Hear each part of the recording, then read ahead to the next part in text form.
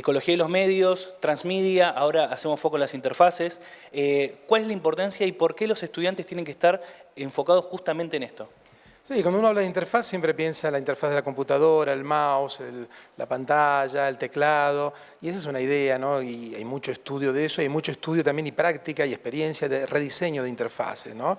Entre lo que eran las primeras computadoras que había que escribir y era todo en blanco y negro y todo eran palabras y números, hasta después las interfaces gráficas, que es la que utilizamos todos los días, y ahora hablamos de las interfaces táctiles en los dispositivos móviles, por ejemplo. O sea que hay toda una cultura o un campo del conocimiento que es el rediseño de interfaces. Ahora bien, mi idea es justamente llevar el concepto de interfaz a otro nivel, a otra escala. Por ejemplo, acá estamos en un aula. Podemos decir que esto es una interfaz, porque al igual que en las interfaces digitales, acá tenemos una serie de tecnologías que están vinculadas entre sí. Hay un pizarrón, hay pupitre, hay sillas, habrá tiza por ahí también, un borrador, habrá libros cuando vengan los estudiantes, habrá libretas, lápices, bueno, toda una serie de tecnologías que forman parte del entorno del aula, ¿no?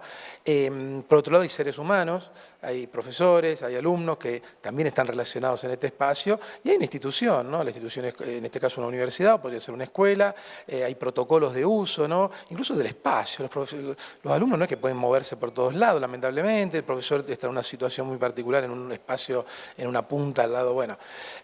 Todo esto configura una interfaz con diferentes tipos de relaciones. Bueno, evidentemente el modelo del aula está un poco desfasado, ¿no? En esta realidad, yo pienso meter a los chicos, no hablemos de la universidad tanto, hablemos de las escuelas primarias y secundarias, meter a un joven, un adolescente que está todo el día con las pantallas hiperconectado, meterlo en un espacio cerrado que a lo mejor no se puede mover mucho y tiene unos protocolos muy estrictos de utilización, bueno, no es quizá el mejor ámbito para aprender cosas nuevas. Entonces, ¿por qué no, si nosotros pensamos que el aula es una interfaz, ¿por qué no rediseñarla? Tenemos una experiencia en rediseño de interfaces de otro tipo, todo un know-how, como se dice, para rediseñar interfaces. ¿Por qué no aplicarlo a rediseñar, en este caso, la interfaz educativa, o podría ser el aula, o la institución entera, ¿no? Con esta perspectiva, podemos pensar que la política es una interfaz también, ¿no? El Parlamento es una interfaz, los partidos políticos son una interfaz entre el ciudadano, el poder, el Estado, que también ahí cruje muchas veces. Bueno, ¿por qué no pensar también de rediseñar las interfaces políticas? Y esto lo podríamos ir trasladando a muchos ámbitos de la vida cotidiana, ¿no? Esta mañana decíamos también que la ciudad es una interfaz, ¿no? Donde hay muchísimos actores, hay tecnologías, hay instituciones, hay usuarios, los ciudadanos que utilizan la ciudad a diario, con diferentes tipos de relaciones, y que, bueno, seguramente se puede mejorar esa vida ciudadana. En ese caso hablaríamos de rediseñar la interfaz de la ciudad. Bien, Carlos, te hago una consulta. Yo hace poquito estuve escuchando una entrevista, creo que en Madrid, me parece, si no me equivoco, donde por ahí nombrabas a estos casos como Spotify, como Netflix, como quizás los disruptores de esta actualidad que estamos atravesando, pero ya el formato de consumo pago de contenido ya existía.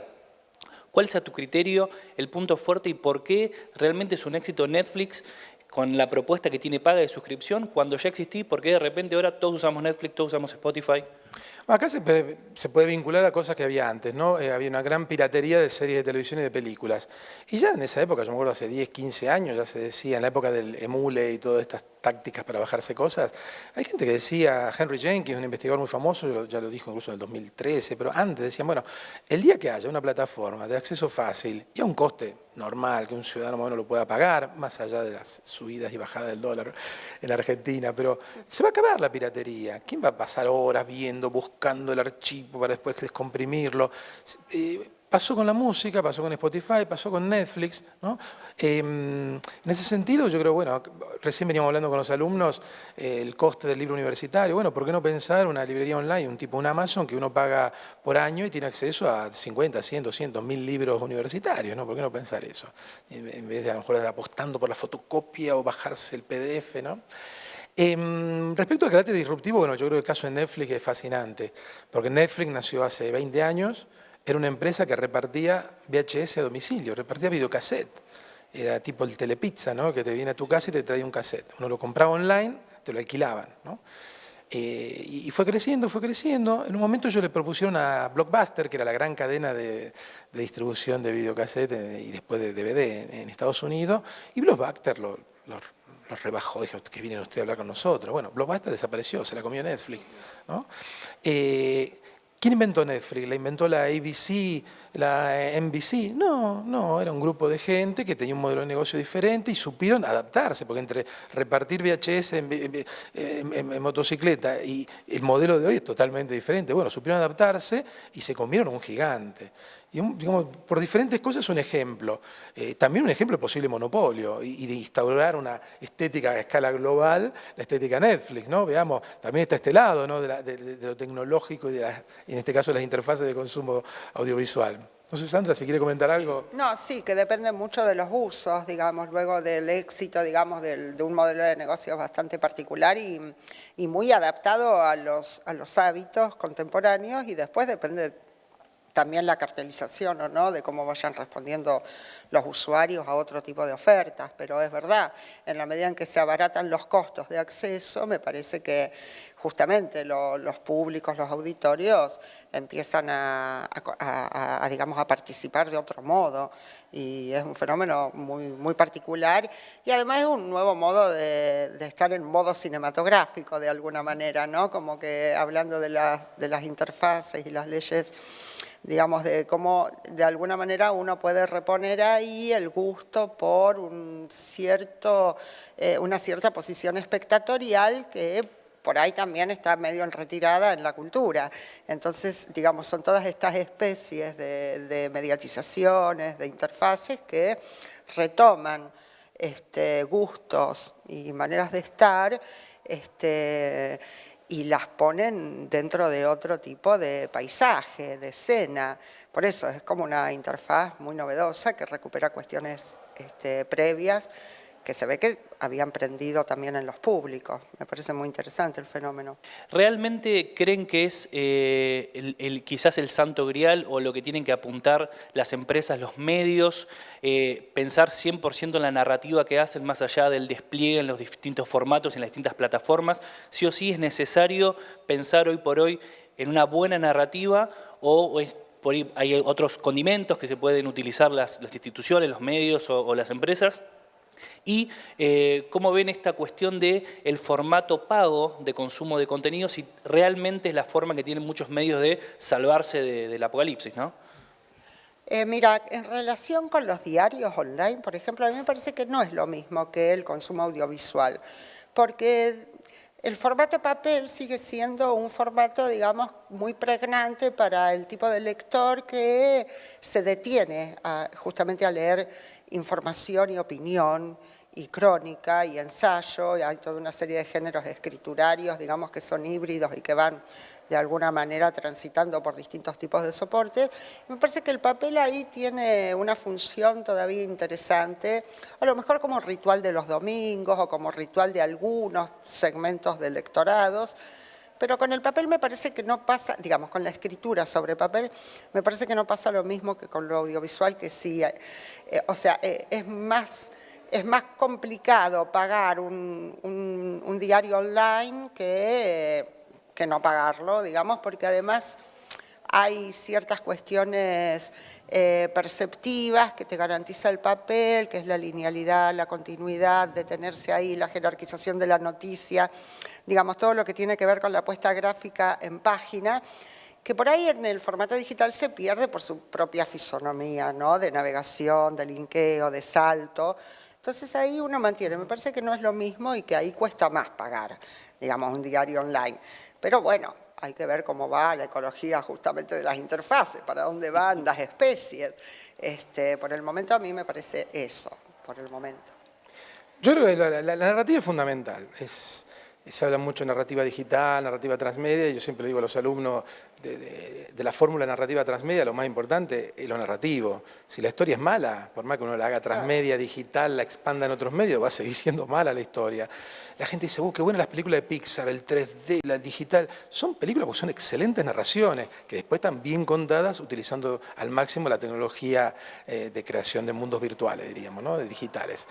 O sea que yo creo que la primacía de lo narrativo es fundamental en el periodismo, en la publicidad, obviamente en la literatura, en la investigación, en la crónica, el discurso científico también, hay que saber contar una investigación. Y respecto al tema de los contenidos de pago, ¿no? Yo creo que, bueno, si hablamos en términos de narrativa transmedia, ya sea en el ámbito de la no ficción, el discurso periodístico, por ejemplo, a lo mejor hay parte de los contenidos que son gratis y parte de los contenidos son de pago. Esto es lo que está funcionando más en diarios como el New York Times y infinidad de plataformas, ¿no? Ciertos contenidos uno lo libera para generar público, una base de seguidores, bueno, de consumidores, y otros contenidos, a lo mejor la gente dice, bueno, esto es bueno, me interesa, bueno, estoy dispuesto a pagar una cifra racional, diríamos, para acceder a contenidos ya extra, premium, como se dice. El modelo se llama freemium, ¿no? Que es free, es gratis, y también de pago. Y yo creo que hay un campo para experimentación, porque acá no hay ningún manual de supervivencia que te diga, no, hay que aplicar esto. Hay que ir probando. El New York Times está probando y, bueno, incluso las pequeñas empresas de comunicación tienen que dedicar a pensar esto y armar pequeños laboratorios y probando y probando. Y van a descubrir que a lo mejor una publicación en papel tiene que ser gratis y la publicidad o el ingreso entra por suscripciones de otro producto, o no, la parte online la hacemos gratis, pero después cada 15 días sacamos una buena publicación impresa de análisis profundo y con los anunciantes se paga todo, ¿no? No se paga todo, porque la otra cosa que está cambiando, que veníamos de un modelo donde la publicidad, la mayor parte venía de la publicidad o de sponsorizaciones. Y lo que se está viendo ahora es que los ingresos se han diversificado. No, ya es muy difícil vivir solo de la publicidad o solo de la venta. Entonces, bueno, en ese sentido hay mucha diversificación. Y ahí, bueno, tienen que ser muy inteligentes las empresas, ir viendo, manteniendo abiertas todas estas ventanas de ingreso y no despreciar ninguna. Bueno, la experiencia muy interesante porque en el ENACOM siempre se junta gente, digamos, que viene trabajando en distintos lugares del país. A mí me parece un acontecimiento académico muy interesante por esta cuestión más federal, digamos, que uno se va encontrando con colegas, estuvo muy interesante.